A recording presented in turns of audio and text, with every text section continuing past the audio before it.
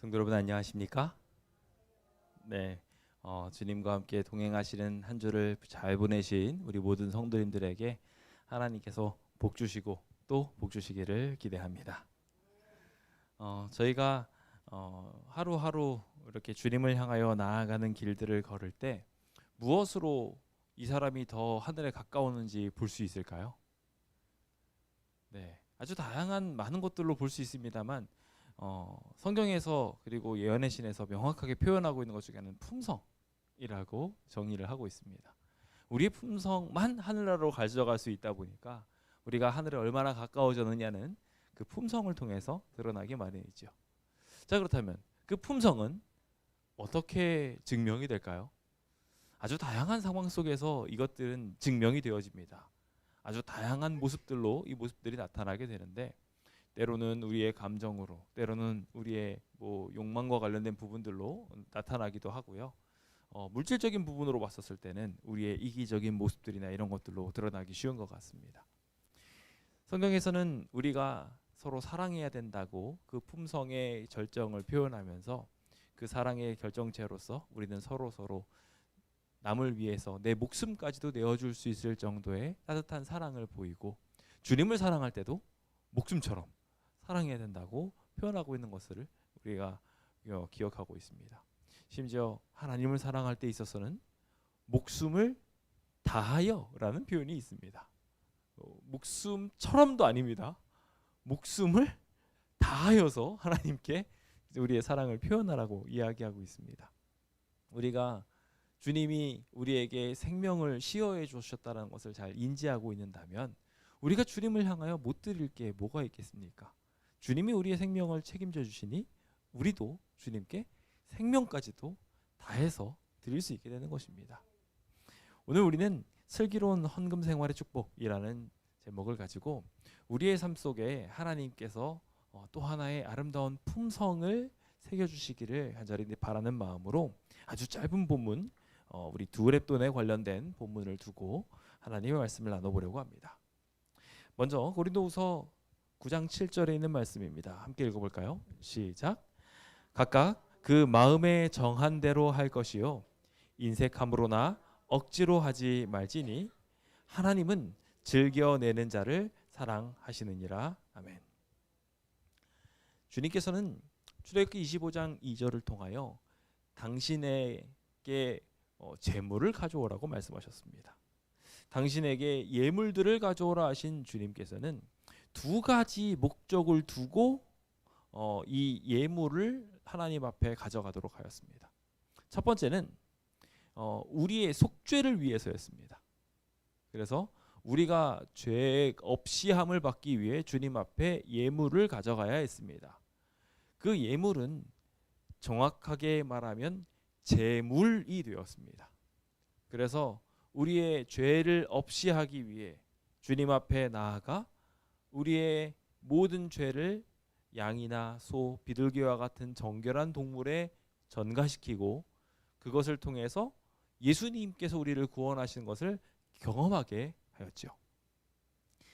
이 과정은 예물의 첫 번째 모습이었습니다.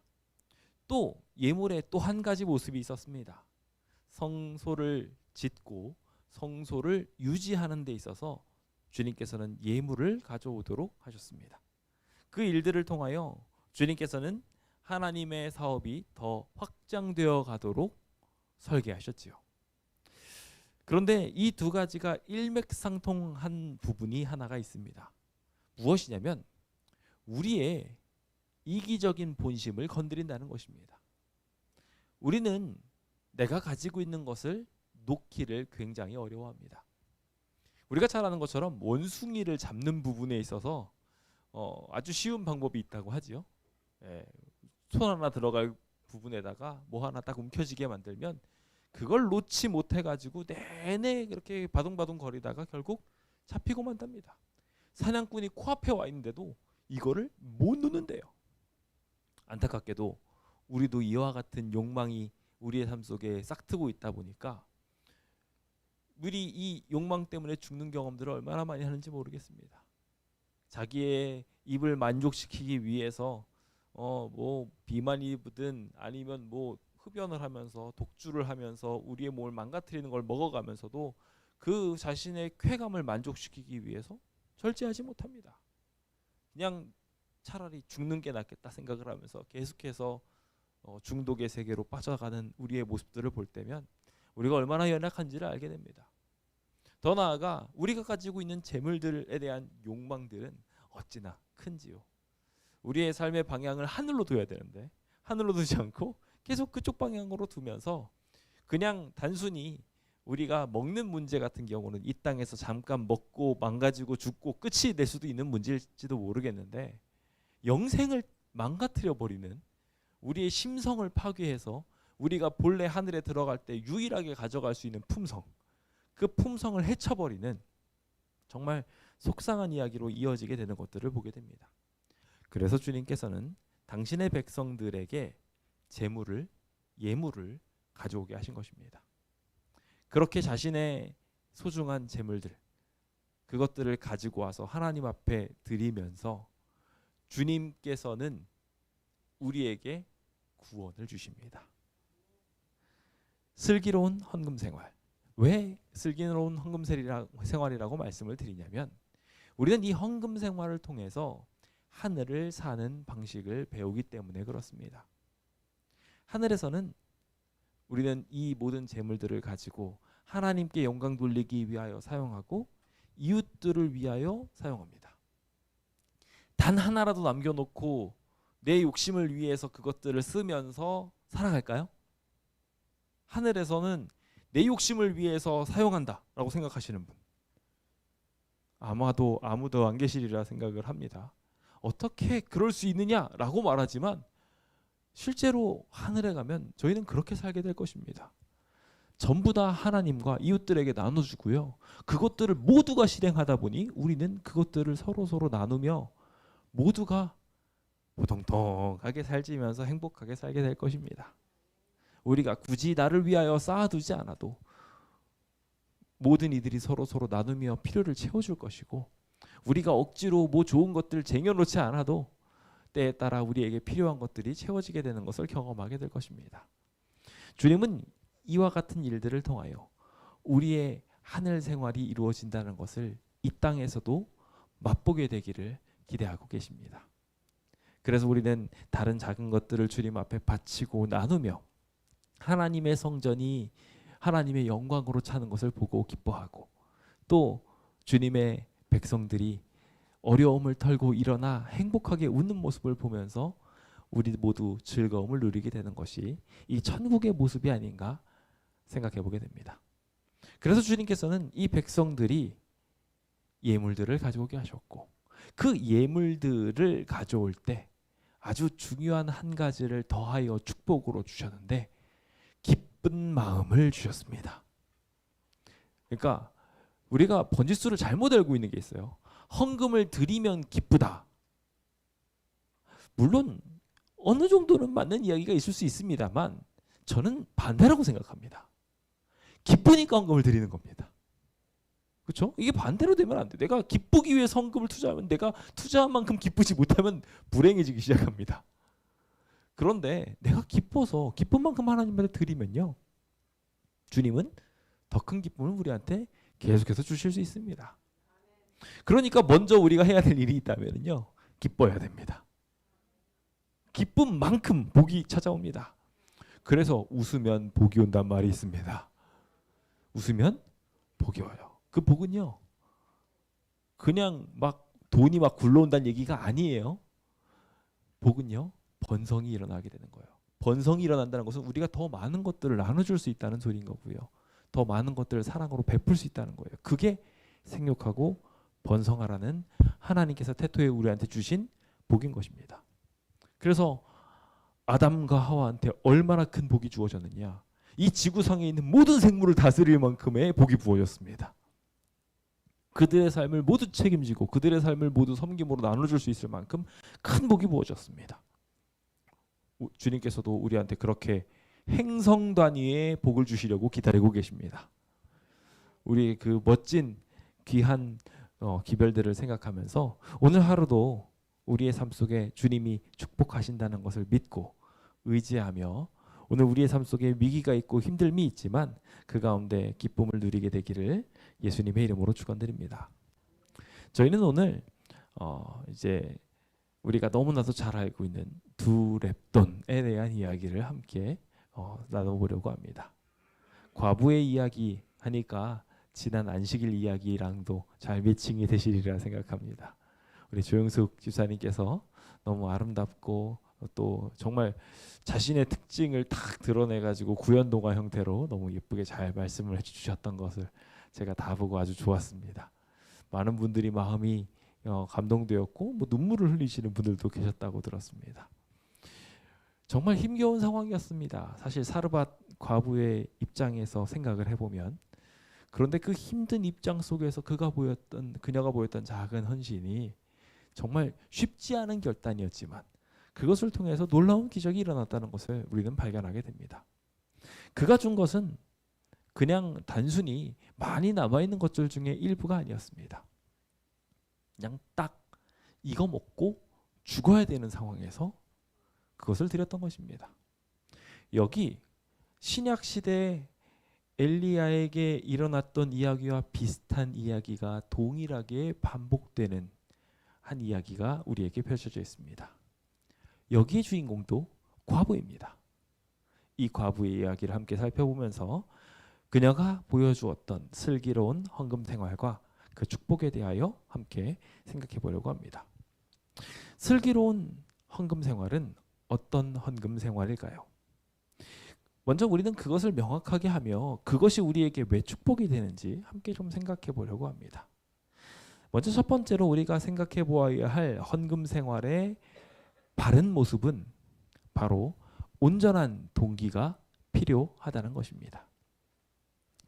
자, 여기 사무엘상 16장 7절에 있는 말씀이 있습니다. 함께 좀 읽어볼까요? 시작. 여호와께서 사무엘에게 이르시되 그의 용모와 키를 보지 말라. 내가 이미 그를 버려놓으라. 내가 보는 것은 사람과 같지 아니하니 사람은 외모를 보거니와 나 여호와는 중심을 보느니라 하시더라. 주님한테 중요한 것이 있다면 무엇일까요?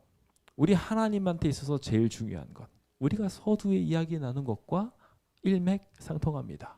주님은요, 우리가 젊고 힘있고 잘생기고 똑똑한 거 중요하지 않습니다. 우리가 막 유창하게 말을 잘하고 막 재능도 넘쳐가지고 이것저것 잘하고 돈도 많아가지고 펑펑 헌금 내고 그게 정말 멋진 사람처럼 보입니다. 교회에서도 그런 사람들이 대접받는 것처럼 보여져요. 그런데 하나님은 그러지 않으신다는 거예요. 주님은 용모와 신장을 중요시 여기지 않습니다. 왜냐하면요, 주님에게 그런 건 아무것도 아니거든요. 주님은 손가락 한번 튕기면 그 모든 것들 다 해결하실 수 있습니다. 말씀으로 세계를 창조하신 하나님께 재물이 무슨 소용이고 명예가 무슨 소용이겠습니까? 진짜 중요한 건 그 사람의 품성, 그 사람의 됨됨이 말고는 중요한 게 없습니다. 아무리 못나고 아무리 배운 게 없어도 그 사람의 됨됨이만 제대로 돼 있으면 하나님은 오케이예요. 주님은 그 됨됨이만큼은 건드실 수가 없어요. 왜냐하면 주님이 뭐 불가능한 건 없으시지만 그걸 깨트려 버리시는 순간 사람의 성격을 건들기 시작하고 사람의 선택을 건들기 시작하고 사랑하는 대상을 억제하는 일을 시작하신 것이기 때문에 인격, 품성만큼은 사랑의 관계로서 유지하시는 자유의지를 주시는 하나님께서 이것을 가장 중요하게 여기시는 것입니다. 그렇기 때문에 우리 안에 온전한 동기는 가장 중요한 열쇠입니다. 주님께서는 여기 사무엘이 여러 멋진 용모들을 보고 쫓아다녔던 것들을 보게 됩니다. 사울 왕만 해도 어떻습니까? 다른 사람에게 딱 섰을 때 머리 하나가 더 컸어요. 뭐 인문도 훤칠하고 싸움도 잘하게 생겼어요. 그래. 그래가지고 사무엘이 잘못됐을 때도 마음이 아파가지고 막 속상해가지고 막 그러고 있었습니다. 다윗을 찾아갔을 때도 그 첫째를 딱 보니까 엘리압이 너무 잘생겼어요. 와, 어떻게 이렇게 잘생겼지 하면서 혹해 있을 때 주님께서 똑같은 말씀을 하셨어요. 내가 그를 이미 버렸노라. 그의 중심에 있는 생각과 마음이 하나님과 합쳐지지 않았던 것입니다. 예수님 당시에도 아주 휘황찬란한 사람들이 있었을까 없었을까요? 겉으로는 멋져 보이고 뭐 대단한 사람들 굉장히 많았습니다. 그것을 아주 딱 적나라하게 볼 수 있는 곳이 있었는데 바로 헌금을 넣는 곳이었습니다. 여기 연복궤라고도 되고 헌금함이라고 되어 있는 이것은 이제 마샬이라는 유대 고대사의 참고를 통해 가지고 이제 쭉 보시게 되는데요. 요 이제 금방이라고 불리는 작은 방이 하나가 있어서 거기에 이제 나팔 모양으로 하고 있는 이제 13개의 헌금통이 따로 있었다고 합니다. 모양이 어떻게 생겼다고요? 나팔 모양. 혹시 과학관 같은 곳에서 나팔 모양에다가 동전을 이렇게 굴려 보신 적 있으십니까?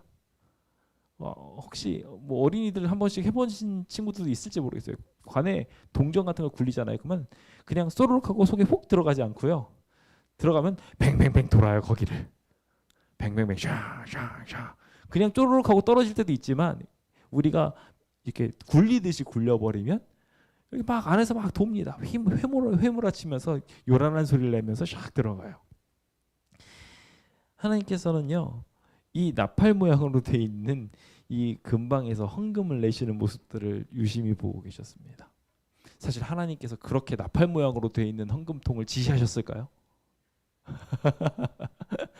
이거 왜 이렇게 만들었을까요?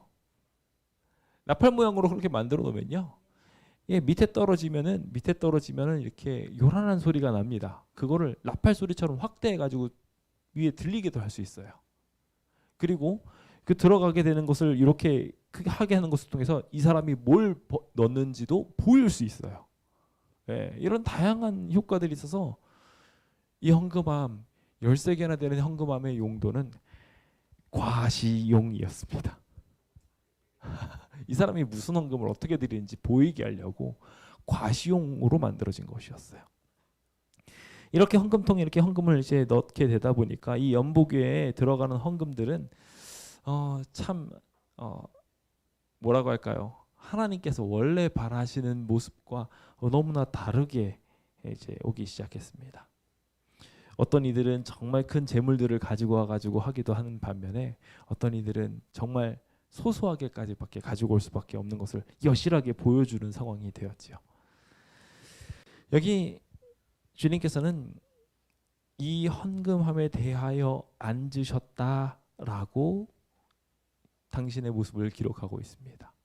주님께서 헌금함을 이러고 쳐다보고 앉으셨다는 거예요. 네. 우리가 헌금하는 모습도 주님 보실까요? 안 보신다고 생각하시는 분 계십니까? 아니요, 하나님 보십니다. 우리 주님께서 우리 헌금하는 모습 다 유심하게 보고 계십니다.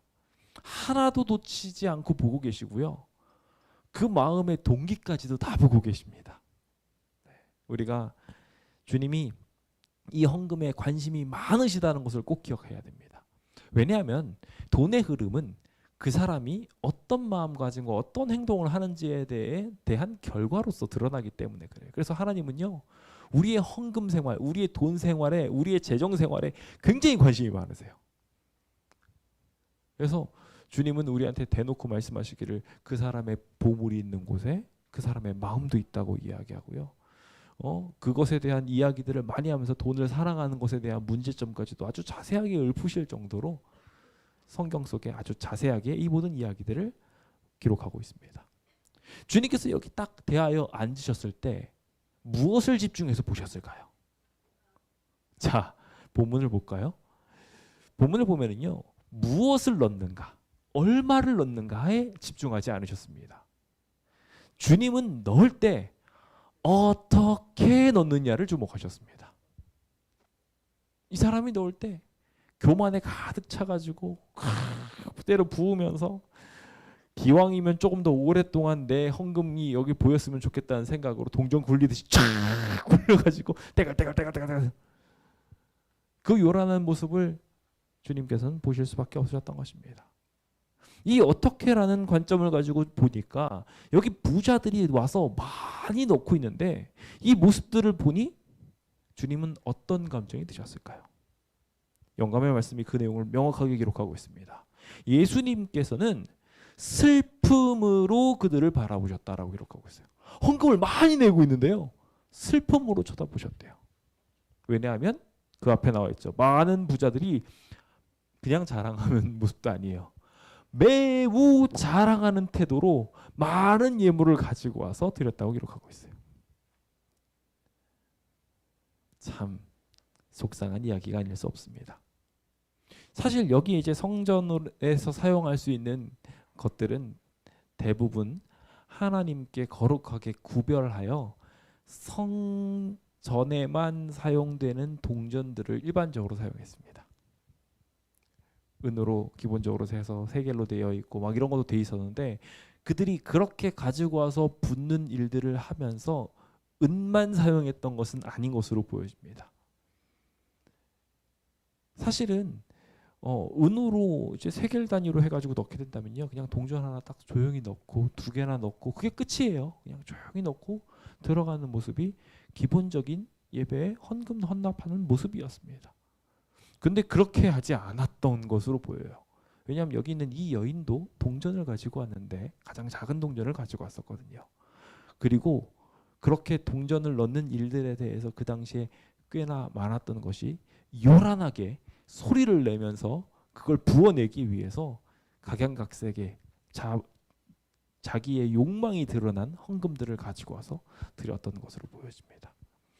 성전에서 사용하는 세겔 단위로 그렇게 동전을 요란하게 부을 수는 없기 때문에 그렇죠. 그러니까 이 사람들은요, 자기 과시용으로 하나님 앞에 드려져야 될 거룩한 모양을 빼버리고 요란한 자기 자랑을 선택했던 것입니다. 이 잘못된 목적을 주님께서는 주목해 보셨던 것입니다. 오늘 우리의 삶 속에 이렇게 헌금 문화가 만들어지게 될 때는 어떤 문제가 발생하게 될까요? 그렇게 되는 순간 우리는 당장 여러 문제들을 마련하게 됩니다. 어떤 이는 많이 가졌기 때문에 많이 낼 수 있습니다. 어떤 이는 적게 가졌으니 그것을 그렇게 적게 낼 수밖에 없게 됩니다.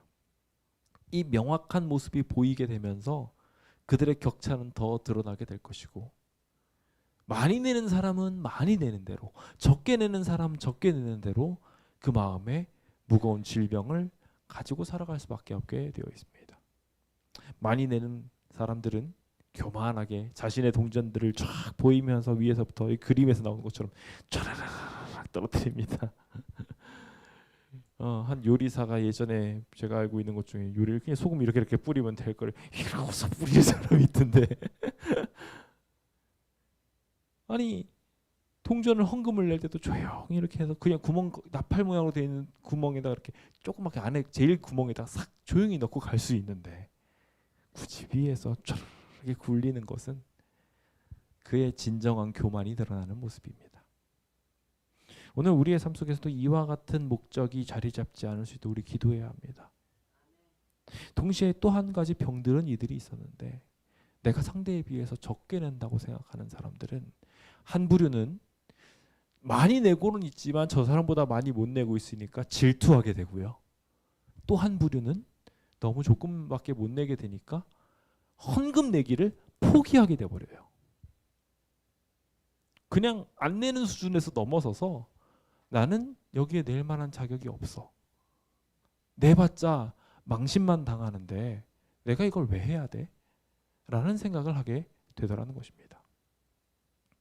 이와 같은 문제는 그 당시 심각한 문제들로 자리 잡아서 자신의 모습을 드러내는 데만 가득 찼던 이 성전 입구 문화를 더욱 폐쇄적으로, 더욱 죄악으로 가득하게 만들어버리고 말았습니다. 주님은 이런 세상이 우리의 세상 되지 않기를 바라고 계십니다. 우리는 이렇게 삶을 살아가면서 너무나도 많은 불행을 안고 삽니다. 주변 사람들을 질투하고 쳐다보고 부러워하면서 그런 것들을 가지고 우리 스스로를 불행하게 만들거든요. 근데 하나님은요, 그렇지 않고 우리의 중심을 보시는 것을 통해 한 사람 한 사람을 다 소중하게 여기십니다. 우리가 하는 모든 마음들을 다 보시고 주님은 그 가운데 있는 주님을 향한 사랑을 직접 쳐다보고 계신 것입니다. 주님은 그걸 알아보시고 우리에게 복 주시는 분이십니다. 우리 하늘나라 가서도 뭐 외모나 성향이나 뭐 이런 것들이 다 다를 거라고 저는 생각합니다. 뭐 저는 심지어 어떻게까지 생각하냐면요, 하늘나라 가면은 절대 미라는 기준이 없을 거라고 생각을 해요. 요즘에 제가 이렇게 미인형하고 이렇게 얼굴을 쫙 뒤져보면은요, 얼굴이 다 똑같이 생겼어요. 이거 어떻게 된 거지? 라는 생각이 들 정도 얼굴이 다 똑같아요. 미인형은 다 얼굴이 똑같은 거예요. 심지어 나중에 성형수술까지 해가면서 똑같이 만들어버리죠. 하늘나라도 그럴까요? 전 그렇지 않을 거라고 생각해요. 하늘나라에 있는 외모들은요, 다 스스로가 만족하도록 하나님께서 주신 겁니다. 뭐 각종 뭐 세월이나 악함의 흔적들이 없을 뿐이지 다 각자의 특별한 모습들을 가지고 있고 그것이 자신에게 가장 기쁨과 행복이 될 거라고 저는 생각합니다. 다 다르게 생겼을 거고요. 수많은 지금도 이렇게 닮을 꾼 사람들이 많은데 만약에 거기서 그 모든 구원받은 사람들이 다 모였는데 그냥 외모가 다 똑같이 예쁘기만 하면은 이 사람 당신은 누구십니까? 이러고 있어야 될지도 몰라요. 그렇죠? 그렇다는 건 우리가 재물이나 이런 부분에 있어서도 다 똑같을까요? 저는 안 그럴 거라고 생각해요. 예. 어떤 이는요 수박 농사를 지을 거고요. 어떤 이는 복숭아 농사를 지을 거고 어떤 사람은 금맥을 다룰 거고요. 다 달라요.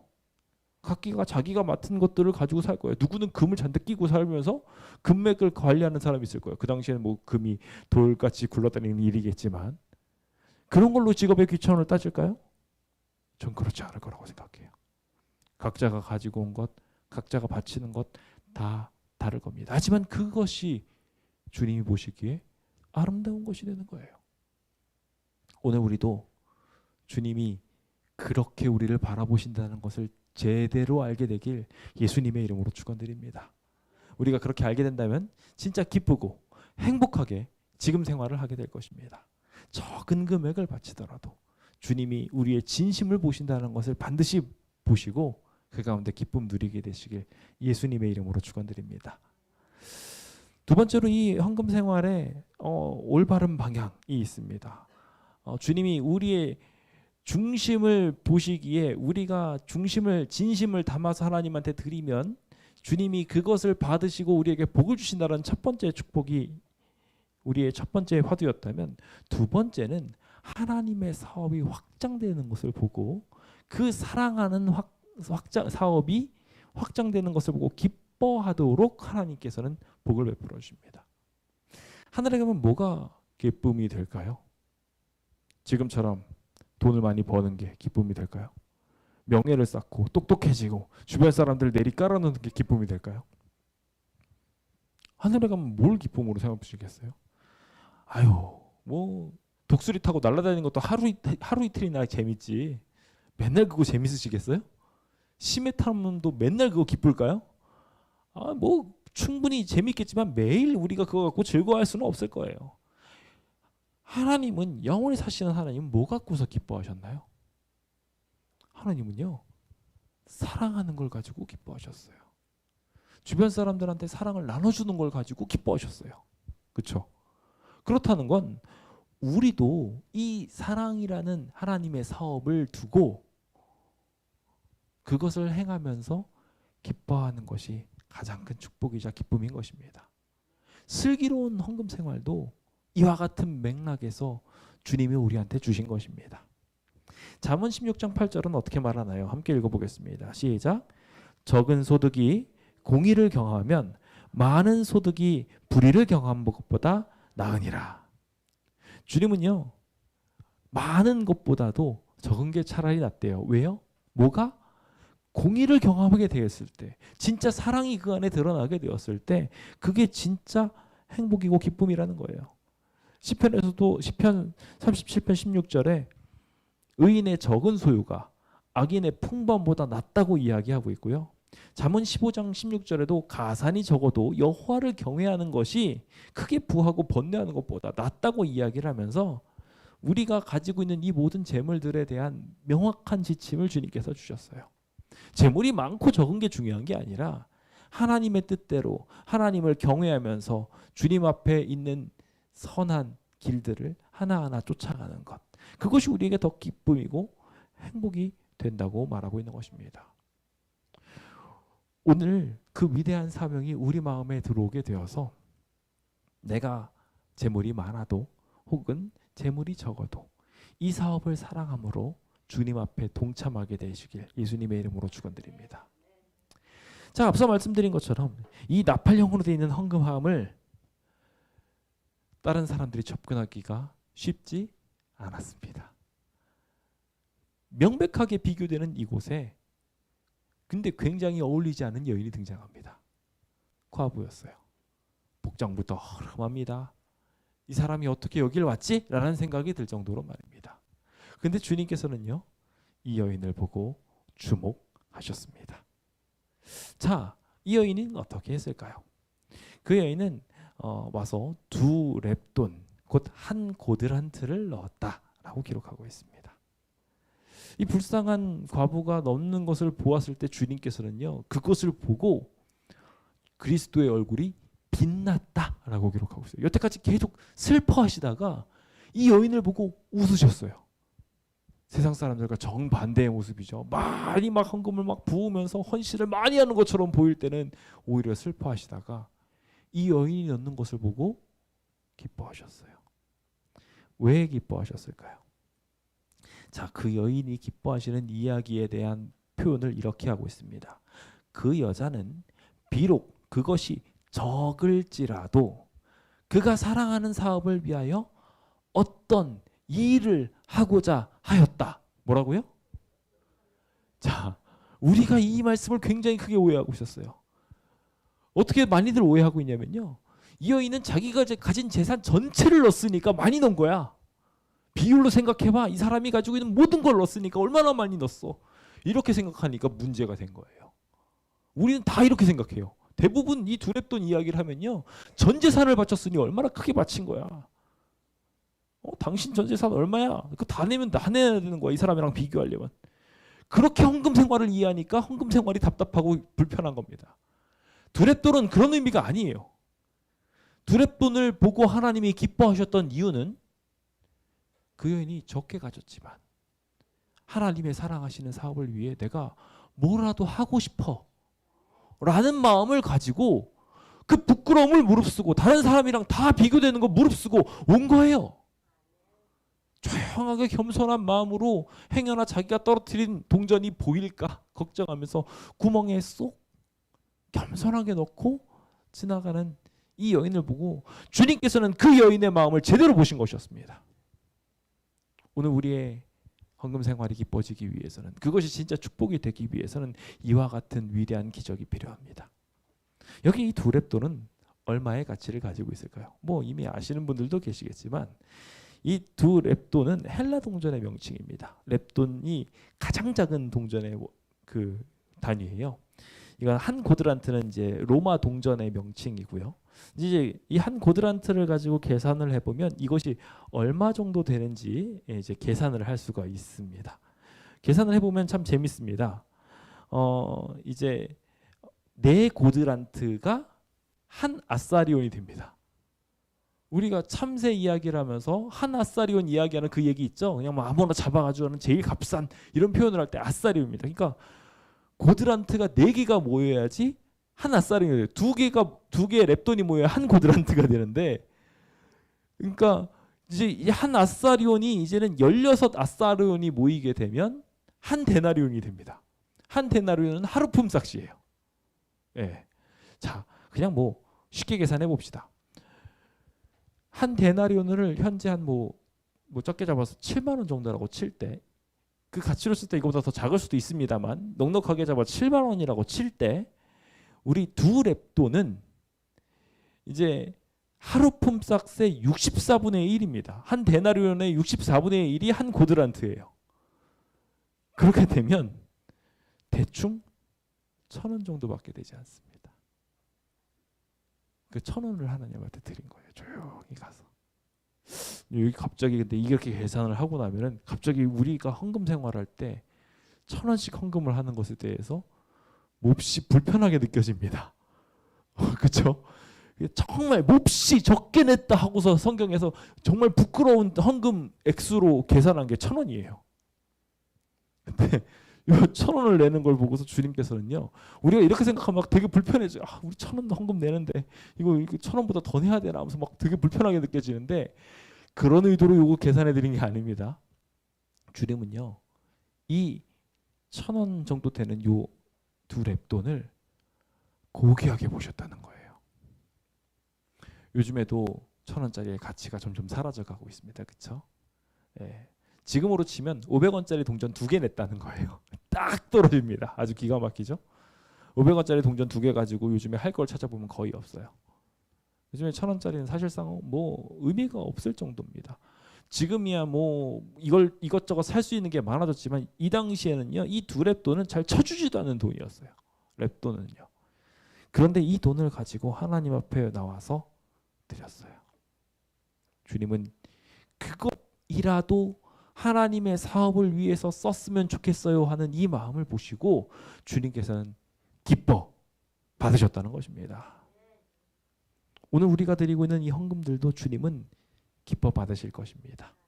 그리고요, 참 흥미롭게도 주님은 이 사실을 제자들을 부르셨어요. 제자들아 하고서 부르셨어요. 그리고 이 여인에 대한 이야기를 하기 시작하십니다. 내가 진실로 너에게, 흔하게 나오는 단어가 아닙니다. 주님께서 종종 이런 표현을 하시지만 아주 많이 하신 얘기는 아니에요.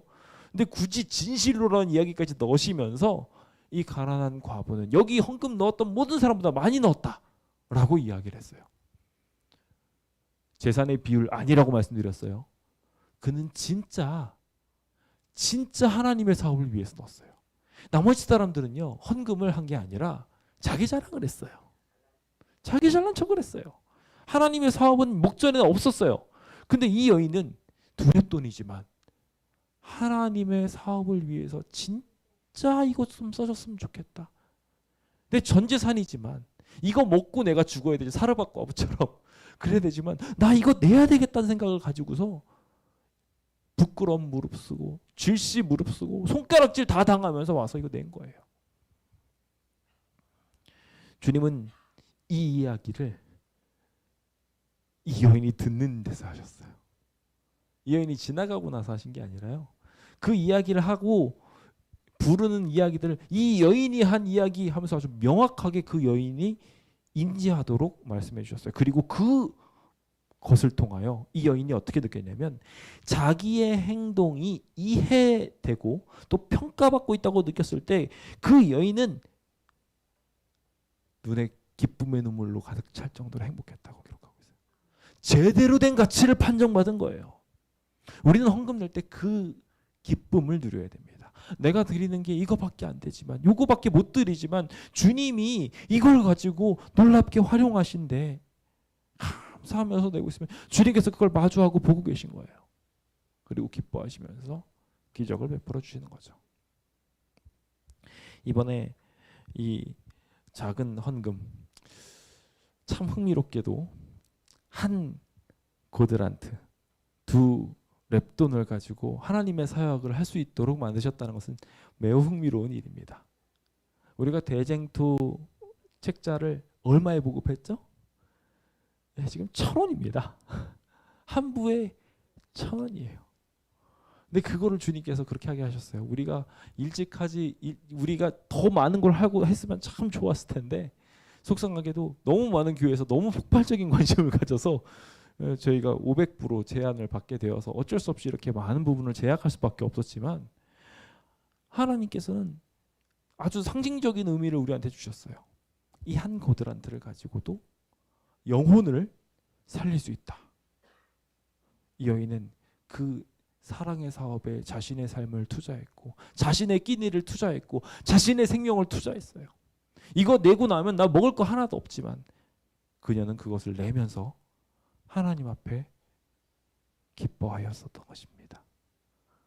오늘 우리의 삶 속에서도 이와 같은 위대한 기적이 일어나게 되길 예수님의 이름으로 축원드립니다. 마지막으로 이 헌금 생활이 완전해지려면 어린아이와 같은 이기심 없는 마음이 필요합니다. 그 마음 자체로 복입니다. 그렇게 이기심 없게 된 상태를 우리는 완성된 품성, 하늘나라에 갈 수 있는 품성이라고 보기 때문에 그렇습니다. 제가 예전에 저희 아이한테 한번 뭐라고 한 소리 한 적이 있습니다. 뭐를 한 소리를 했냐면요, 저희 아이가 와가지고 막 자랑을 하면서 자기가 가진 모든 걸 다 나눠준 거예요. 그걸 이야기하고 있는 겁니다. 근데 그 다 나눠준 상황을 가만히 듣고 있어요. 왜 넌 다 나눠줬어? 네 거 하나도 없이 다 나눠줬어? 라고 하면서 그 중에 너 거 하나는 챙겼어야지 하고 제가 가르쳐줬어요. 근데 오늘 설교를 하다 보니까 갑자기 그 생각이 퍼뜩 들면서 내가 우리 아이한테 잘못 가르쳤네 이런 생각이 들더라고요. 물론 이 땅에서는 그렇게 다 나눠주는 것이 멍청한 일일지 모르겠지만 저는 저희 우연이가 한 이 행동이 너무 예쁘고 사랑스러웠습니다. 그냥 막 나눠주고 자기도 기억을 못해요. 제가 이 일로 저희 우연이를 몇 번이나 이야기를 했어요. 왜 그렇게 멍청할 정도로 너 걸 못 챙기니? 왜 자기 걸 못 챙기고 다른 사람한테 다 나눠주고 바보같이 하고 있냐고 이야기를 하는데 생각해 보니까 우연이가 맞았던 거예요. 제가 그 이야기를 보고 이기심 없는 어린아이와 같은 믿음 주신 것에 대하여 감사하게 되었습니다. 우리는 하늘에 갔을 때 이와 같은 믿음을 가져야 합니다. 마가복음 10장 15절도 이렇게 말하죠. 함께 읽어보겠습니다. 시작. 내가 진실로 너희에게 이르노니 누구든지 하나님의 나라를 어린아이와 같이 받들지 않는 자는 결단코 그것에 들어가지 못하리라 하시고, 자, 여기 어린아이들이 하나님의 나라를 어떻게 한다고요? 받들었다라고 표현하고 있어요. 이 이기심 없는 어린아이들은요, 하늘나라를 받들었어요. 이 받들었다는 말은 단어를 번역해 보면 데코마이라는 단어가 영접하다, 손에 쥐다, 인정하다, 공인하다라는 의미를 가지고 있어요. 하늘나라처럼 생각하면서 하늘나라 같은 마음으로 완전히 그것에 몰입하여서 사는 모습들을 표현하는 게 이 단어예요. 그러니까 이 어린아이들은요, 진짜 하나님의 나라처럼 살아가면서 자기 거 뭔가 없고, 물론 요즘 아이들이 많이 영악해져서 다 그렇게 살진 않지만 진짜 순수한 마음으로 이거 다 줘도 나 살 수 있어 라고 생각하면서 퍼줄 수 있는 마음이 하늘나라의 만남이고 하늘나라의 원칙을 받들면서 사는 삶인 것입니다. 오늘 우리의 삶 속에 이와 같은 순수함이 있지 않고는 하늘나라에 들어갈 수 없습니다. 이걸 누가 주시느냐? 하나님이 주십니다. 우리가 억지로 막 단련해가지고 막 마음을 비우고 수양을 하고 이러면 이게 되는 게 아니에요. 하나님께서 주시는 거예요. 하나님께서 이 마음을 주시고 순수한 마음으로 돌아가게 되면 우리는 비로소 하늘나라에 갈 수 있어요. 하늘나라 다 그런 사람들만 사는 곳이니까요. 우리가 그와 같은 귀한 마음을 함께 가지면서 이기심 없는 이 믿음을 가지고 주님이 다 채워주실 거야. 내가 다 비워서 나눠주더라도 주님이 다 채워주실 거야. 이게 뭡니까? 믿음이에요. 저희 우연이가 어떻게 그것들을 다 나눠줄 수 있었을까요? 그거 나눠주면서 기쁜 마음도 있었겠지만 동시에 이거 다 줘도 아빠가 또 줄 거야. 아빠 또 줄 거야. 그 믿음이 있으니까요. 다 나눠주는 거예요. 저는 그걸 또 얘한테 줘야 되니까 속상했는데요. 근데 그 속상한 거 한번 생각해 보니까 하나님은요, 무한하세요. 하나님은 오히려 그걸 또 줄 수 있는 것에 대해 기뻐하면서 더 많이 나눠주렴 하면서 오히려 잘하였도다라고 칭찬하게 될 거라는 생각을 하게 됩니다. 오늘 우리에게도 이와 같은 마음이 자리 잡을 수 있게 되기를 예수님의 이름으로 축원드립니다. 이 여인에 대한 표현을 우리가 살펴보면 그 여인은 자기가 가지고 있는 소유 전체를, 그 전체에 대하여 표현하는 앞에 단어가 있어요. 중요한 단어입니다. 생활비. 뭐라고요? 그냥 생활하고 남는 걸 중에 잉여 작업을 넣은 게 아니에요. 자기 생활비를 넣은 거예요. 자기 생명을 넣어버린 거예요. 가난한 과부는 그가 드린 적 없는 드린 적은 예물을 드리기 위해서 그의 생활비를 바쳤다고. 그의 살아가는 사업에 이 두 푼을 드리기 위해 자신의 음식을 희생했다고 기록하고 있어요. 아주 자극적이고 아주 명확한 말씀입니다. 주님께서는요, 이 여인의 모습을 그래서 기쁘게 보셨어요. 그녀는 이 두 가지를 드리면서 하나님의 사업이 잘 퍼졌으면 좋겠다고 생각하면서, 지금 내가 이게 2달란트 가지고 나면 난 아무것도 없지만 나보다 더 어려운 사람이 행복해졌으면 좋겠다.